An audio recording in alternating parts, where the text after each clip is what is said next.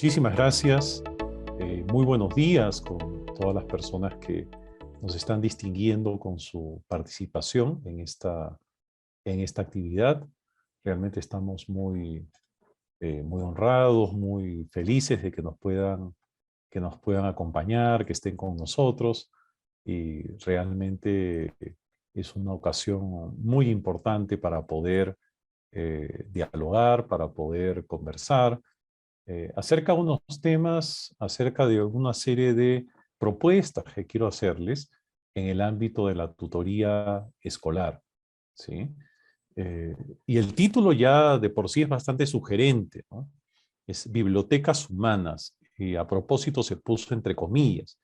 Y cuando se lanzó este webinar, hace aproximadamente unas semanas atrás, la pregunta era, ¿se entenderá la idea de bibliotecas humanas? ¿Qué interés podría suscitar en las personas si es que enfatizamos en el nombre original de esta propuesta, que es Bibliotecas Humanas, que no es mía, ¿sí? Yo he venido trabajando con mis alumnos del programa de especialización en gestión y convivencia escolar y tutoría. He venido trabajando una contextualización para el ámbito de la tutoría escolar.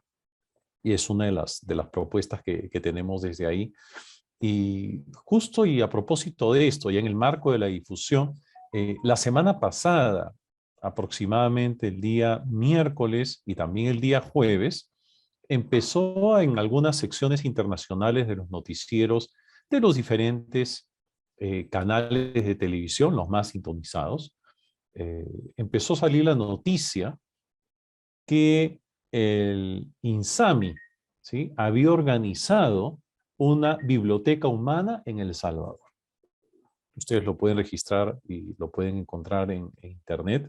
El INSAMI es el Instituto Salvadoreño del Migrante, y hoy en día en El Salvador se vive una diáspora hacia los Estados Unidos por la falta de oportunidades, por la violencia política, porque en cierta medida Centroamérica se ha convertido en una zona bastante conflictiva, por una serie de situaciones que todos conocemos, pandillas, la influencia no tan saludable de Nicaragua y el régimen que actualmente tiene, y las oportunidades que realmente ofrece los Estados Unidos. Sin embargo, la migración empieza a asumir otros rostros en Nicaragua, la migración venezolana empieza a asumir otros rostros. Y ese rostro es madres, ¿sí?, con hijos pequeños y jóvenes. Hace 10 años, mayormente estábamos hablando de hombres en edad de trabajar, básicamente 23, 24 años hasta los 60, pero hoy día vemos que salen madres con niños, todas las noticias que vemos en televisión, vemos que salen ya adolescentes, jóvenes, una vez terminada la escuela o en lo que sería un equivalente en tercero o cuarto de secundaria, abandonan la escuela y se van a la aventura a ver cómo llegan a los Estados Unidos. Y esto pues preocupó sobremanera a INSAMI, a este Instituto Salvadoreño de Migrante, y dijo, ¿cómo le hablamos a los jóvenes? Nosotros hemos realizado campañas, hemos circulado folletería, hemos tenido presencia en redes sociales para hablar acerca de los peligros de la migración forzada, de la migración irregular, de la migración por pasos fronterizos, que como todos sabemos tienen y significa un gran peligro para las personas que quieren llegar de esta manera a los Estados Unidos de Norteamérica.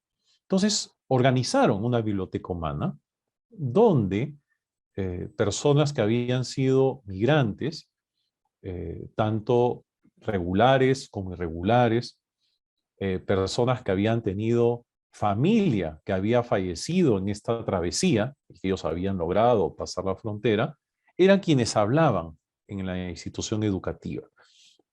Y de ahí, después de esta primera experiencia, se fue irradiando a otros distritos dentro de esta provincia.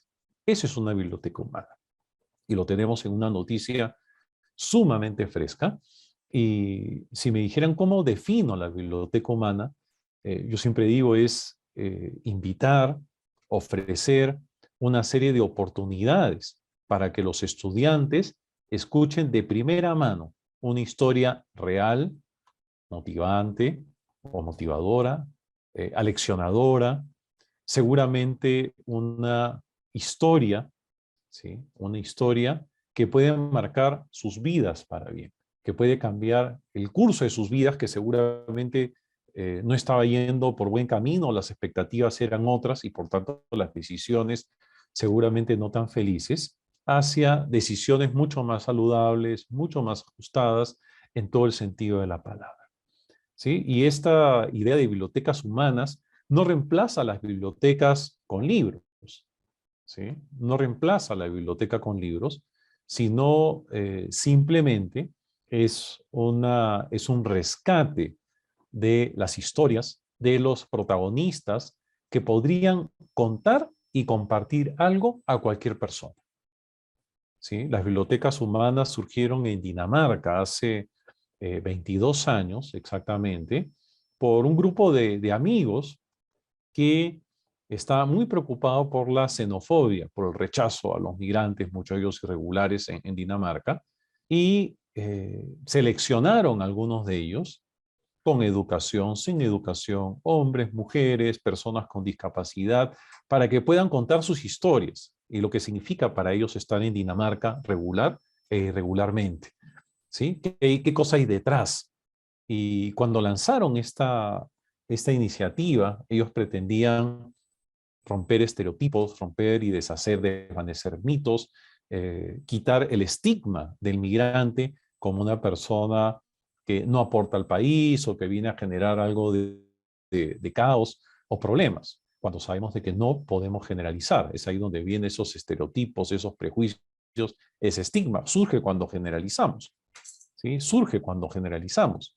Y cuando uno es migrante, se da cuenta muchas veces de la generalización que hacen las personas y del poco conocimiento que se tiene acerca de esos fenómenos. Entonces, ese es el punto de partida. De ahí, la experiencia fue creciendo y empezaron a encontrar que en Dinamarca y en algunos países de Europa había ciertos prejuicios con respecto a integrantes de la comunidad LGTB, una serie de prejuicios y estereotipos con respecto a población musulmana. En otras palabras, la idea de que todo musulmán en traje típico pues es un terrorista en potencia, ¿no? Nos queda la idea de Osama Bin Laden y todos estos líderes del Estado islámico, del califato y todas estas cosas que vemos hoy día en Medio Oriente. Entonces, empezaron a ampliar esta oferta y hoy día el movimiento de bibliotecas humanas, ¿sí? Se ha extendido a 80 países a nivel mundial, incluido el Perú, donde la Biblioteca Nacional de nuestro país ha tenido la ocasión de celebrar dos actividades de esta naturaleza, que se le puede llamar de múltiples formas. Acá no hay franquicias, acá no hay camisas de fuerza, sino la única idea, la única convicción de que personas con experiencia de vida podrían decir algo a los estudiantes. Más o menos les voy a explicar cómo funciona una biblioteca humana en un colegio. Por ejemplo, imaginémonos los alumnos de segundo, tercero, cuarto y quinto de secundaria en una mañana. Y están en un pequeño patio de la escuela. Y en cada una de las puertas encuentran un letrero. ¿Sí? Un letrero podemos hablar de seguramente 8 libros humanos, donde está una persona en la puerta con un letrerito. ¿Sí? Con un letrerito. Donde quién sabe es a las 10, a las 11 y a las 12. De tal manera de que cada estudiante podría entrar de esas 8 a escuchar a 3 libros humanos. Y un letrerito, estamos hablando de segundo a quinto de secundaria, ¿sí? Podría ser de esa biblioteca humana eh, cuando mis padres eh, consideran poco importante la carrera que quiero estudiar. Primer libro humano. Segundo libro, humano. ¿Sí? Eh, mis padres me dejaron bajo el cuidado de mi abuela o cuando mi abuela me crió. ¿Sí?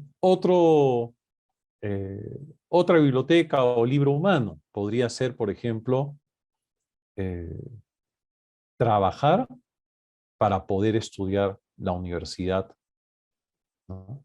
Otro libro humano podría ser, ¿sí? Eh, con discapacidad ¿sí?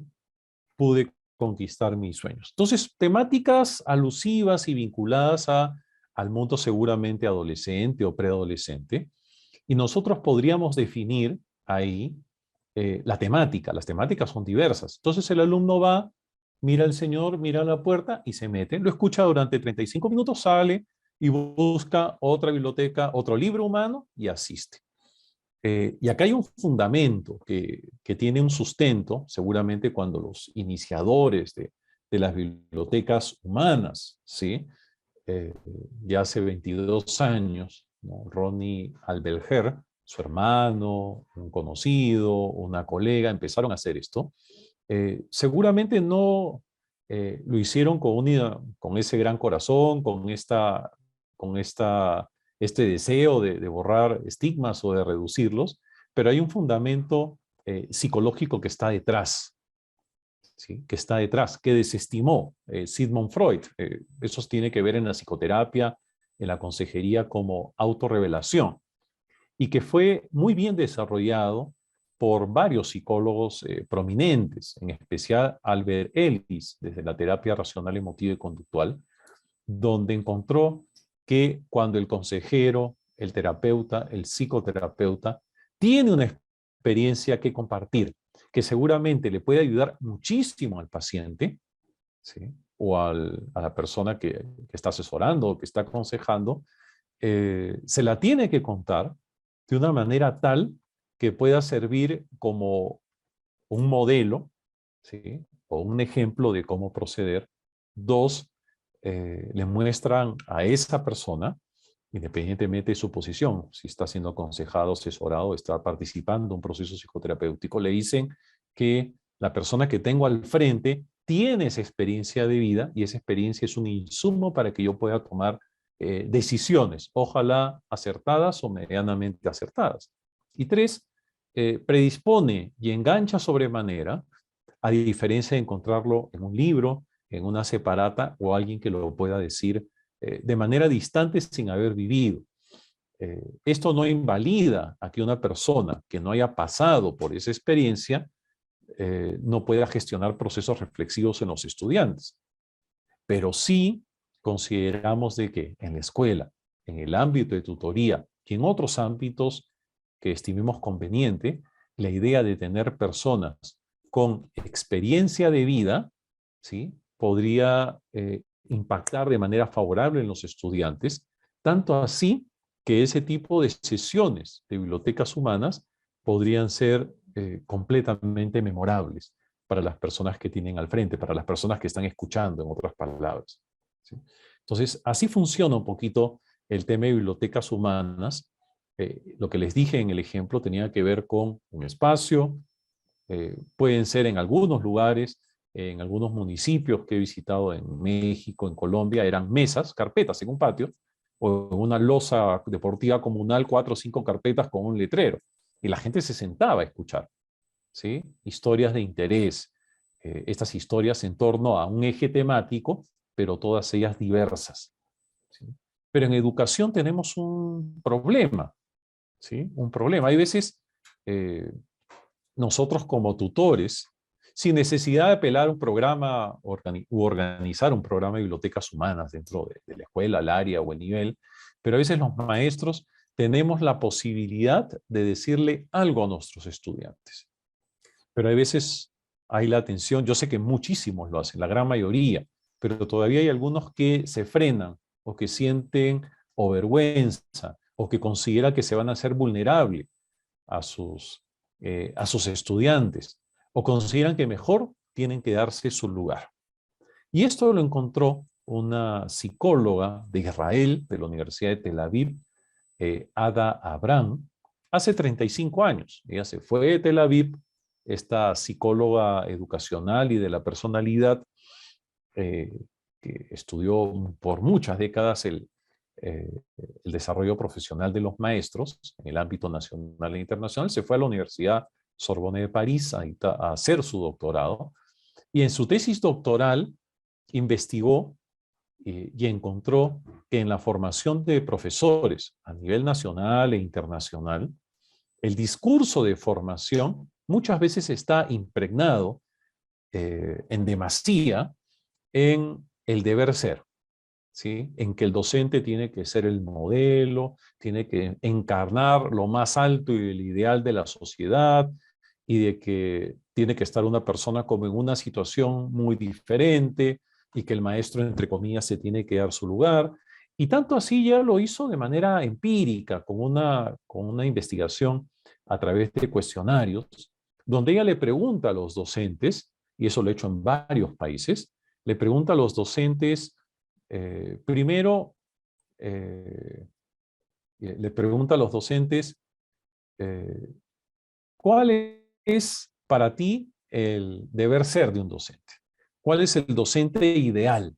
Le pregunta así. Lo que ella le dice, le llama en una era de orientación neopsicoanalítica rogeriana, Carl Rogers, el padre de la psicoterapia humanista, le llama el yo ideal.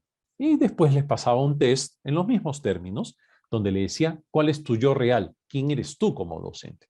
Y ahí encontró que en todos los casos, en todas las culturas, el yo ideal correspondía, el yo ideal al yo real, ¿sí? Lo cual le dice a ella que, al parecer, cuando se le pregunta a los docentes cómo eres, y eso después lo corroboró en estudios sobre la base de entrevistas, los docentes, el discurso, el chip conversacional, lo cambian no a cómo son, sino el docente debe ser, el docente debe ser, el docente debe ser. No, pero ¿cómo eres tú? Bueno, los docentes tenemos que ser de tal manera. Entonces, para ella, esto es un indicador de que a veces la formación eh, se va alejando de la persona que es el docente, de la persona que es el docente, de todo su bagaje de experiencias de vida, y no solamente profesionales, que puede transmitir a sus estudiantes, y que ese docente se puede autorrevelar en algún momento muy particular para decir algo, para narrar una historia real, ¿sí? Que pueda ser aleccionadora, que pueda ser memorable, que pueda ser fuente de respuestas a las interrogantes eh, que podrían tener, por ejemplo, sus alumnos, ¿sí? Pero hay veces, dice Ada Abraham, Edouard Bayer también dice eso, ¿sí? Etzioni en Italia dice que hay veces algunos maestros se sienten como frenados, puesto que tanto se ha enfatizado el yo ideal o el deber ser maestro, que terminan ellos mismos muchas veces anulándose, o terminan muchas veces eh, tomando distancia del momento preciso para la autorrevelación. Por tanto, cuando hablo de bibliotecas humanas ya contextualizado al sector educación, al ámbito de tutoría, a las escuelas, me refiero a eventos o acciones que podemos tener de manera muy planificadas, donde podamos invitar a la persona que maneja la movilidad, a la persona que limpia, al alcalde, dependiendo de la temática, ¿sí? Acá no invitamos, no es una conferencia académica, sino son historias de vida que pueden significar muchas veces la diferencia entre la vida y la muerte, literal, con las personas, ¿sí? A veces con un golpe de timón eh, o con un golpe de timón se hubiera podido salvar el Titanic, ¿sí? Con un pequeño golpe de timón a tiempo, y no fue así. Es igual con la vida de los estudiantes, y después nos damos cuenta cuando nos buscan, después de 20 o 30 años, ¿sí? Yo tengo edad para que me busquen mis alumnos de hace 30 años o más, ¿sí? Que te dicen, profesor, usted me salvó la vida. Y uno a veces ni se acuerda de lo que les dijo, o ni se acuerda de lo que uno les narró, ¿sí? Por lo menos con frecuencia, me salvó la vida, me salvó el futuro con lo que nos contó, pero a veces yo no me acuerdo ni siquiera lo que les dije. Lo único que sé es que les dije una historia real, pero a veces con tantos alumnos en tantos lugares uno se olvida. Entonces, no es malo la autorrevelación. Entonces tenemos espacios institucionalizados más amplios, y tenemos lo que puede hacer el tutor en el aula, ¿sí? Lo que puede hacer ese tutor en el aula, y en algún momento poder revelarse, ¿sí? Autorrevelarse, y poder manifestar una historia de vida que realmente sea un aporte y enriquezca eh, mundo interior de los estudiantes y los lleve a buenas decisiones, o por lo menos a pensarla mejor, ¿sí? Y ahora estamos justo en algunos momentos cruciales, importantes, yo diría un momento sensible para poder desarrollar dentro de lo que es tutoría estas bibliotecas humanas, con 4, con 5, con 20 libros. Podemos hacer una biblioteca humana de primaria y secundaria junta, depende de la temática, ¿sí? O en el aula. Es el momento, yo diría, un momento crucial, importante, un momento sensible o sensitivo, para utilizar un término montessoriano, ¿sí? Que Montessori decía que en esos periodos o momentos sensitivos o sensibles, dice que a veces son irrepetibles o son los más propicios para trabajar o para enseñar algo. Yo diría, trasladado esto a las bibliotecas humanas y a la autorrevelación, que el contexto actual del COVID es un contexto que nos ha remecido a todos. Difícil encontrar en el Perú a alguien que haya tenido un amigo, que haya tenido un familiar, una esposa, un hijo, un padre que no haya fallecido por esta enfermedad que felizmente ya está menguando, ya está pasando, ¿sí? Pero es difícil encontrar un estudiante de educación básica que no haya vivido o padecido mirando por la ventana a un vecino o mirando hacia su propia casa lo que es ir por oxígeno, lo que es empeñar y vender una joya, un reloj, o hipotecar un auto, o vender un auto, o hipotecar una casa para pagar una cuenta de un familiar que estuvo en cuidados intensivos 60, 90, 120 días. Acuérdense que en primera y segunda ola no había camas, ¿sí? Y la gente tuvo que ir a clínicas privadas que tampoco se dan abasto. Entonces, ¿qué es lo que yo vengo encontrando?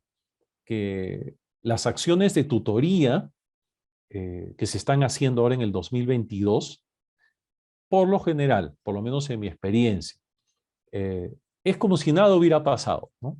Es como si fuera el mismo plan del 2020 o del 2019 o del 2018, con algunas mejoras, pero no pasó nada de por medio, ¿sí? No pasó nada que pueda afectar, por ejemplo, el plan de vida de un chico que va a postular a la universidad a final de año, o en enero, o en febrero, o como si no hubiera afectado a la economía familiar o a la dinámica familiar, ¿sí?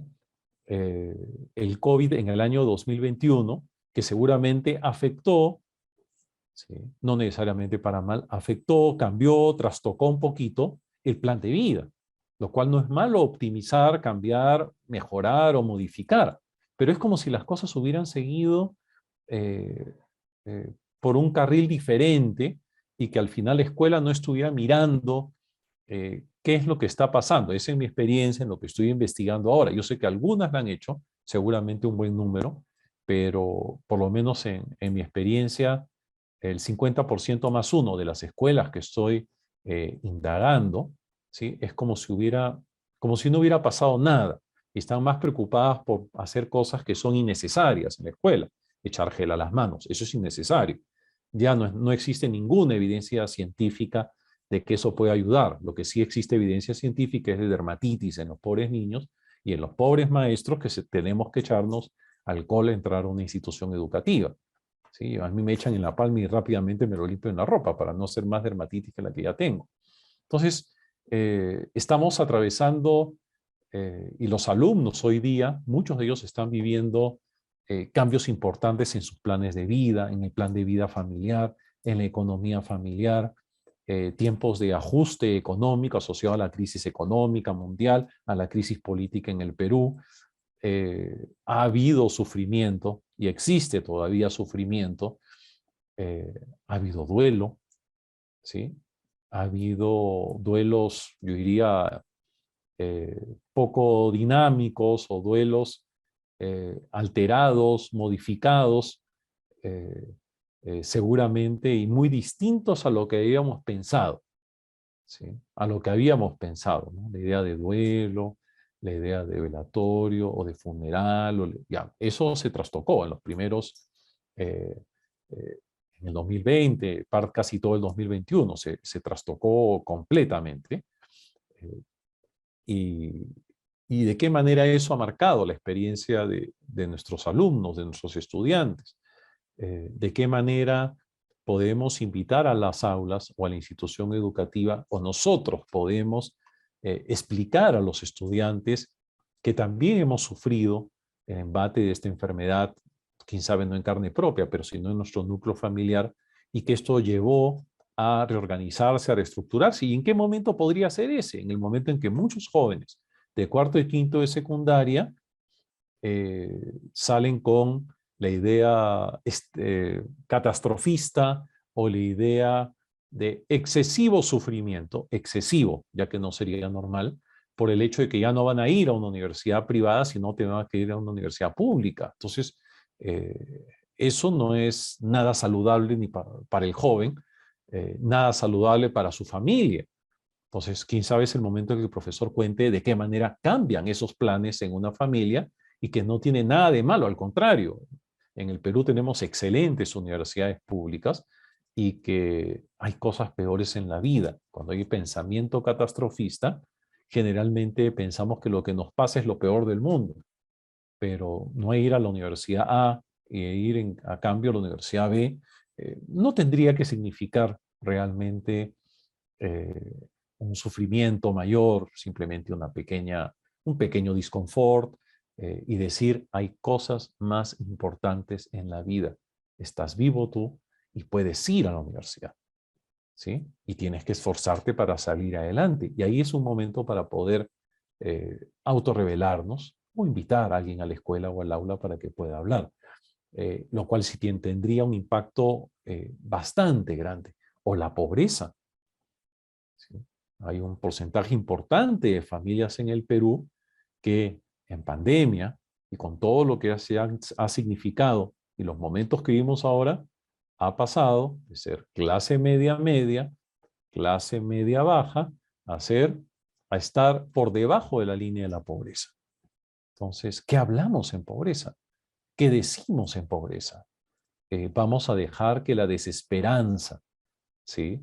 Empiece a teñir la mente, el pensamiento de los estudiantes, o podemos explicar a los estudiantes, nosotros, si hemos pasado pobreza, ¿sí? U otras personas, cómo desde la pobreza uno puede trazarse un plan de vida, un plan de realización personal, ¿sí? Desde la pobreza y pobreza extrema, ¿sí? Uno puede plantearse ese tipo de cosas. Claro, para eso tendríamos que eh, desprendernos, si somos profesores, de algún tipo de, de prejuicio o de miedo para hablar de nuestra propia pobreza material en la infancia o extrema pobreza, o decir que nuestra madre o nuestra abuela fue empleada doméstica, o decir que nuestra abuela, a pesar que no tuvo más que 2 años de escolaridad básica, era una persona con muchísima sabiduría, a pesar que era una persona analfabeta, ¿sí? Yo les cuento una anécdota real. Hace algunos años, yo era rector de una universidad y hubo un encuentro de rectores, de vicerrectores, de personalidades del mundo académico. Y yo estaba en una mesa conversando con personas que conozco hace 20 años. Muchos de ellos también eran colegas míos rectores, otros vicerrectores, ¿no? Entonces, una persona que me conoce mucho tiempo, ¿sí? Me dice algo así que si iba a Chincha, porque la última vez que me lo encontré hace 18 o 20 años, le había dicho que iba con frecuencia a Chincha, ¿no? Entonces yo abiertamente en la mesa, yo no, ya no voy, ya, pero tengo ganas de ir porque quiero ver exactamente dónde fue entre Chincha y Cañete, quiero identificar la hacienda donde posiblemente trabajó, mejor dicho, fue esclavizado, ¿sí? Un antepasado mío, ¿sí? Mi tatarabuelo. Entonces, un prominente persona que justo había sido premiado con una de las órdenes máximas del Estado peruano, que yo trabajo con él muchos años, me jala el brazo y me dice prácticamente, ¿cómo es posible que digas en esta mesa? ¿Por qué, Leo, si son mis amigos? Que tenías tu tarabuelo que había sido un esclavo africano. Por favor, eso te deja mal parado, eso te desmerece. Ya, una persona condecorada por el presidente de la República, por el Congreso, por las máximas entidades, ¿sí? Por una institución tan amplia y grande, ¿sí? Cercana a la Real Academia de la Lengua Española en España, que me venga a decir que lo que estoy diciendo está mal porque me desmerece.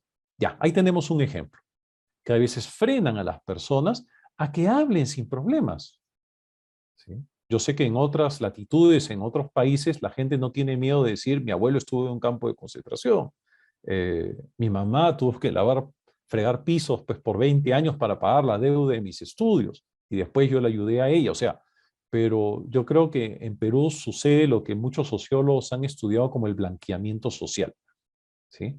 Personas que al llegar a una posición, tus pares, ¿sí? Los pares o el grupo de referencia te dicen, mejor no digas que tu abuelita fue empleada doméstica, ¿no? No, no, eso no se puede decir, que tu abuelita era analfabeta. ¿Y por qué? O que digas que no vienes del campo, ¿no? O sea, todo el día estuviste bien en la ciudad, ¿no? Tomando helado, pues, en el malecón del Larcomar. Entonces, hay aspectos eh, que muchas veces frenan que las personas se autorrevelen, los profesores muchas veces, felizmente no todos, pero yo creo que todavía existe eh, eh, este prejuicio, este miedo de no mostrar cómo somos, y no tendría nada de malo, al contrario, ¿sí? Al contrario, ese tipo de historias podrían calar muy hondo en los estudiantes y saber que, por ejemplo, eh, siendo hijo o nieto de una persona analfabeta, pero muy sabia, pudo sacar adelante a sus hijos y esos hijos son ahora nuestros padres y que pudieron con sabiduría orientarnos, sacarnos adelante e inculcarnos el amor al estudio, así estemos atravesando situaciones de pobreza o marginalidad. Entonces, son oportunidades que tenemos ahora. Tenemos una oportunidad, un periodo sensitivo para trabajar y para poder retomar. A veces se dice, es que mis alumnos están muy callados. Es que tal niña antes estaba muy bien, era muy conversadora, ahora está callada, no dice, no participa, no quiere hacer vóley. ¿Pero qué ha pasado? ¿Qué ha pasado en su vida?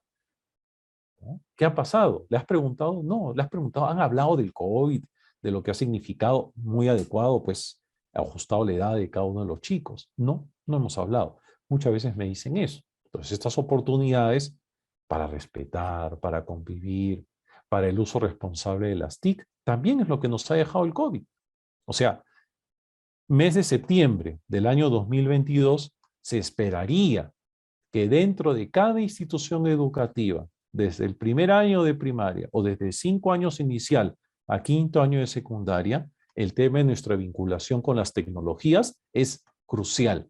¿Por qué? Porque se han disparado los casos de adicción a Internet, a los juegos electrónicos, a la ciberpornografía, al vagabundeo cibernético. Es prácticamente obligado. Si han estado todo el año pasado y el anteaño pasado prendidos con una computadora, prendidos a una tablet, también han estado jugando, muchos de ellos, o algunos padres que han tenido que trabajar, dejaban a sus hijos en la computadora. Entonces, ¿cómo desaprendemos? ¿Cómo nos desarraigamos de un hábito determinado? Entonces, ahí hay un trabajo importante que tendríamos que hacer. Oportunidades de aprender en el hogar también se ha dado en el marco del COVID, o de fortalecer inteligencias, o múltiples y diferentes formas para establecer vínculos. Ya. Estoy poniendo solamente un ejemplo que a mí me parece actual, vital, y que tiene que ver y que ha vertebrado la vida de nosotros. Es imposible hablar de casa, comida, servicios, afectos, Día del Padre, Día de la Madre, Día del Abuelo, Navidad. Es imposible que eso no esté vertebrado por el COVID, ¿sí? Porque sí está vertebrado por el COVID. La celebración de Navidad, no me refiero a si tenemos pavo o tallarines con atún, que yo comía de niño. No, no es eso, ¿sí? Las ausencias, los problemas, el cuidado, la atención, la solidaridad con un adulto mayor vulnerable, el no poder vernos. O sea, prácticamente, ¿sí? Casi todos los despliegues o facetas de nosotros como profesores y de los estudiantes está vertebrada, al menos por el COVID y seguramente otras problemáticas más. Por ejemplo, en la foto que estamos viendo actualmente, vemos que es una biblioteca humana, tranquila, dentro de un espacio o recinto cerrado, ¿sí? Donde se hablan sobre diferentes temas asociados a la mujer, a los estereotipos de género, a la violencia contra la mujer, a la utilización de la mujer eh, desde el punto de vista de marketing o mercadotecnia, para poder posicionar una serie de productos. O sea, las temáticas son diversas, diversas. Y siempre se dice, ¿no? Eh, eh, el cambio de todo lo que tenga que ver con el cambio de estereotipos, prejuicios, desterrar estigmas, ¿sí? Y que es un espacio de respeto, un espacio de interacción, donde conversamos con los otros. En la biblioteca humana no es que uno se para a contar la historia, uno cuenta la historia y suscita ese diálogo de preguntas y respuestas, ¿sí? Suscitamos el diálogo de preguntas y respuestas, y, y es ahí donde realmente los estudiantes tienen, si suscitamos ese interés en ellos, si realmente lo que estamos hablando les puede servir para sus vidas, van a preguntar, ¿sí? Van a preguntar, se van a comprometer y van a empezar a tener una serie de salidas seguramente a las problemáticas, o podrían encontrar un refuerzo, ¿sí? Un punto positivo, un pulgar hacia arriba a lo que ya están pensando hacer o lo que ya están haciendo, ¿sí? Ya lo podrían tener eh, como validado, por lo menos por una experiencia enriquecedora, una experiencia favorable, ¿sí? Y acá está el afiche de hace algunos años de la Biblioteca Nacional del Perú, ¿sí? Acerca de la primera, de la primera biblioteca, de la primera biblioteca humana que desarrollamos en el Perú, y que realmente fue un éxito rotundo. Acá no se le paga a nadie, no hay, eh, no hay dinero, no hay franquicia. Ustedes lo pueden hacer mañana en su colegio, me pueden escribir al correo electrónico, les puedo dar libros, les puedo dar manuales. Se les llama de otras maneras en otros lugares, se le llama historias humanas, vivencias humanas, human library, biblioteca humana, estantería humana. Ustedes lo pueden llamar como estimen conveniente. Yo estoy solamente transmitiendo de que en la literatura, en la bibliografía especializada, ¿sí? Existe, existe bastantes experiencias y bastantes giros que pueda tomar esta idea original, ¿sí? Los autores, Ronnie, cuando hizo esto en Dinamarca hace 22 años, no quería que la gente le llame ni siquiera biblioteca o librería humana, ¿sí? Biblioteca humana, no lo quería, sino simplemente fue una experiencia chiquitita de unos amigos, y si bien se decía que está en 80 países, se dice en la web, creo que está casi 100 países actualmente las bibliotecas humanas. En casa también tenemos bibliotecas humanas, ¿no? Lo lindo sería llevar esas bibliotecas humanas de casa, llevarlos a la escuela. En mi época escolar, yo tuve la oportunidad de escuchar a papás y mamás de mi clase hablando sobre una gran cantidad de temas, ¿sí? Sobre una gran cantidad de temas sumamente importantes, y que me permitieron también comprender a mis compañeros de clase, entenderlos mejor. Pero nunca había una burla, nunca había algo, sino realmente llevado con responsabilidad. Yo diría que las bibliotecas humanas humanizan a las personas, humanizan a sus lectores, lectores con los ojos, lectores con los oídos, ¿no? Lectores en una vinculación directa cara a cara, ¿sí?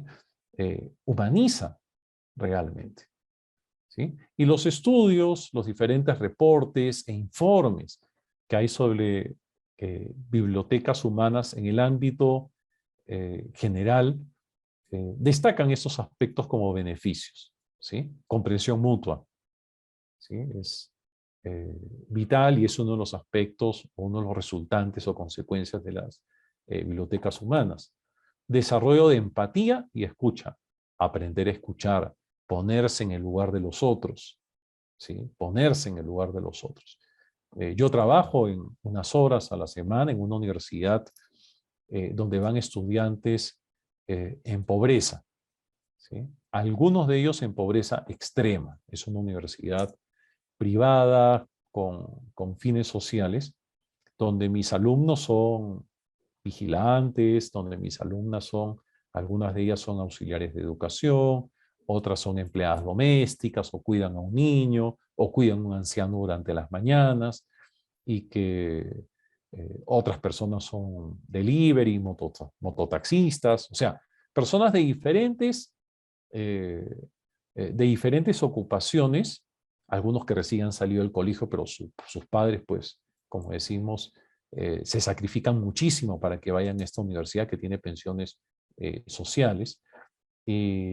A veces los estudiantes piensan, yo me presento simplemente como Iván Montes, psicólogo, y comenzamos la clase y decir, bueno, algunas cosas que he hecho están en internet y listo, ¿no?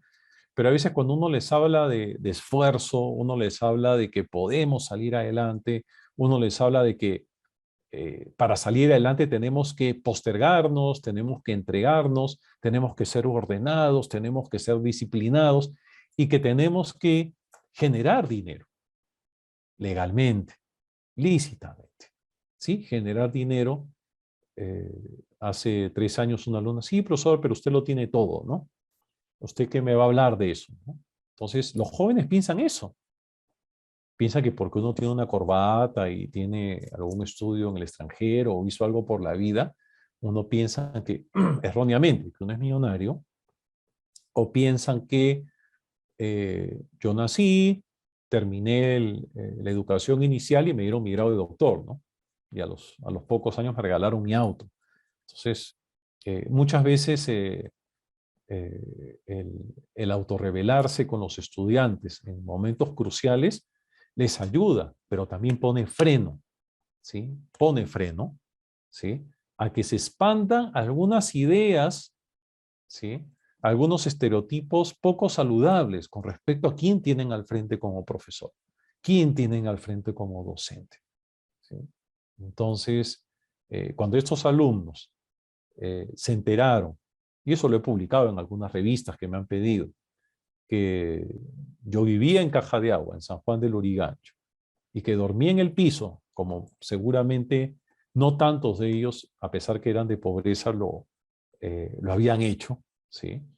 Y que conocía realmente la pobreza en carne propia, no por ir a hacer turismo, y que desde ahí pude forjar una carrera, podemos salir adelante como familia, pudimos, con trabajo esforzado y honesto, ofrecer mejores condiciones de vida a la siguiente generación, a mis hijos y posiblemente a mis nietos.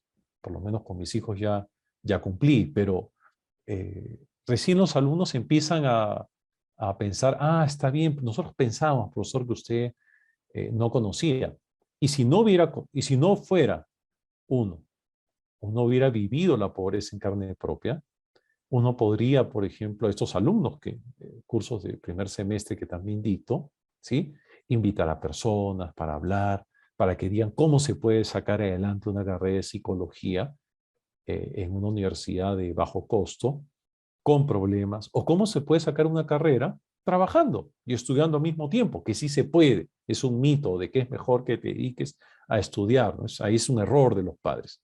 No, lo ideal sería que a los 18 años los hijos aprendan a trabajar y empiecen a trabajar de lo que sea legalmente y que se esfuercen y se vayan pagando sus copias. Es lo ideal, pero claro, no podemos poner un cohete, pues, fuegos artificiales a los hijos en los brazos para que lo hagan, pero por lo menos insistir en eso, ¿no? Entonces, eh, la empatía, la escucha, incremento de vocabulario, sí, también, porque los niños van a escuchar a personas de diferentes actividades, profesiones y así en la escuela se les pueda decir de que tratemos de hablar en un vocabulario entendible, pero no es así, vamos a usar giros lingüísticos propios de nuestro entorno cultural, propios seguramente de la provincia o el distrito del cual eh, eh, allá donde hayamos nacido. Entonces, siempre hay un incremento de vocabulario, la entrega de un legado a los otros, el desarrollar y estimular, el gestar estímulos culturales, detonarlos, la tolerancia a todo nivel, la amplitud de criterio, el desarrollo moral es importantísimo. Sí. el desarrollo moral, el amor, el aprecio, la consideración, la admiración, el reconocimiento, son algunos beneficios de contar experiencias, de contar historias de esta naturaleza. Y existen algunos consejos para poder hacerlo, ¿sí? Algunos consejos y orientaciones. Suscitar el interés. Si es en el aula, bueno, todos tendrán que escucharlos. Doble razón o doble motivo para ser muy motivadores. Pero si estamos ofreciendo 7 u 8 libros humanos, bueno, podrían ellos elegir. No podemos obligar, pero suscitar un interés, ¿sí? Para que escuchen estas historias que son importantes. Vargas Llosa, Mario Vargas Llosa, en una conferencia que dio hace 12 años aproximadamente en una universidad mexicana, se autorreveló. Vargas Llosa pues, se ha autorrevelado muchísimas veces, cientos de veces, y le cuenta a los estudiantes de esta universidad mexicana, que está por internet, que es mejor tener que hacer actividades alimenticias, trabajos rutinarios, ¿sí? Para poder sacar adelante tu sueño por ser escritor, por ser abogado, por ser ingeniero, por ser médico, psicólogo, que traicionarte.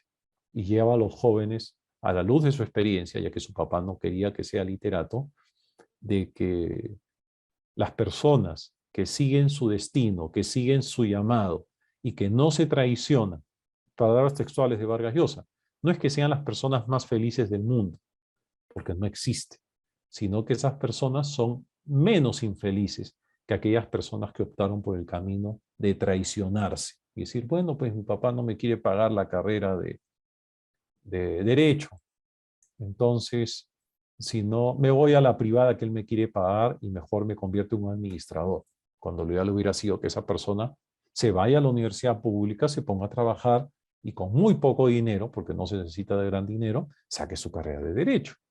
Entonces, la autorrevelación la encontramos en todo momento. Las bibliotecas humanas también las podemos encontrar y si las podemos gestionar en el ámbito de todo lo que es la tutoría escolar o lo que llamamos convivencia, fabuloso. Para hacerlo, la entonación, podemos hacer voces, efectos especiales, usar mapas, usar objetos, un mapa mundi, traer objetos culturales. Si queremos hablar sobre la importancia de viajar, invitamos a alguien, una biblioteca podría ser mi viaje a África, ¿no? Mi viaje caminando a tal país. Ya, puede traer algunos objetos y mostrar. Acá no hay recetas, ¿sí? Podemos motivar a los estudiantes a que realicen una tarea, un plan, un proyecto social, una acción solidaria con alguien. En algún momento podemos combinar realidad y fantasía, siempre y cuando hagamos un llamado, ¿sí? En todo momento, si la vamos a combinar, imaginémonos esto, ¿no? Soñé esto, ¿sí? La otra vez cuando miraba las nubes, miraba cómo ese perro iba detrás del gato. Pero de pronto, entonces vamos haciendo ese juego en todo momento, aunque también podríamos tener una biblioteca humana de una historia novelada, por decir así, pero tendría que enfatizarse en todo momento, especialmente cuando hablamos a niños pequeños, ¿sí? Que sean acordes para la edad, que sean acordes para la edad y para la ocasión, para la temática, para el ámbito que estamos hablando.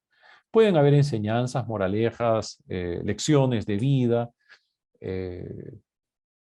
sin que eso suene pues a moralina. Ustedes deben hacer esto, porque si no hacen eso, no, eso sería todo lo contrario a lo que sería una librería humana. Es la historia y nosotros seleccionamos a ese libro humano porque sabemos que su historia de vida va a ser altamente enriquecedora y memorable para los estudiantes. El sentido del humor, ¿sí?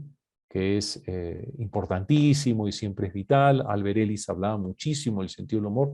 Rogers también, como parte importante de ese vínculo que establecemos en la consejería, en la psicoterapia, en la asesoría y en las librerías o bibliotecas humanas propiamente tal. La intención de esta breve disertación es motivarlos a que sigan haciendo sus búsquedas. Pueden ver por internet, en YouTube, diferentes librerías o bibliotecas humanas. Pueden ver la noticia de de INSAMI, de El Salvador. También incluso está el video de un migrante, un ex migrante, porque ya ha regresado al país, que habla de su experiencia siendo detenido, encarcelado, interrogado en los Estados Unidos, dejado su suerte y todo lo que pasó como travesía, hablándole a jóvenes de educación secundaria. Yo creo que, que tenemos muchísimo potencial, muchísimas historias de vida que les podemos preparar, les podamos dar vuelta. A veces son decisiones que podemos tomar de manera interactiva, pero nosotros también de manera, sin dejar de lado esto, de manera planificada, podemos decir, mira, estas son las 3 historias que me gustaría contar a mis alumnos a lo largo del año. Y estos son los libros humanos que yo puedo aportar al área de tutoría o convivencia escolar para hacer la jornada en el mes de noviembre, o hacer la jornada en la primera semana de diciembre, o a inicio de año, seguramente. Hay una posibilidad bastante grande, y desde ya mi ofrecimiento, que si en algún momento tienen alguna consulta, desean algún material, con todo gusto, estoy para servirlos. Muchísimas gracias.